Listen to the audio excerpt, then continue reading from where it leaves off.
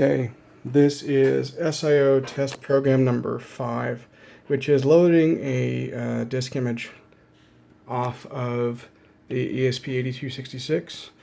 It's not doing it off the network yet because there is no network protocol that I have implemented to actually be able to fetch the blocks, but it is actually coming off of this device.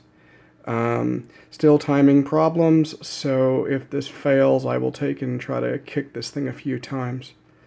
So let me go ahead and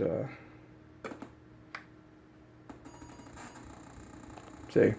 You'll see it kind of stopped there, so no problem.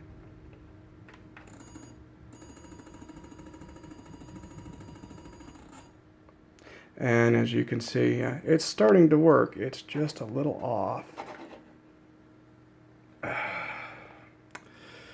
Yep. I'll try this one more time. Let's see if I can get it going.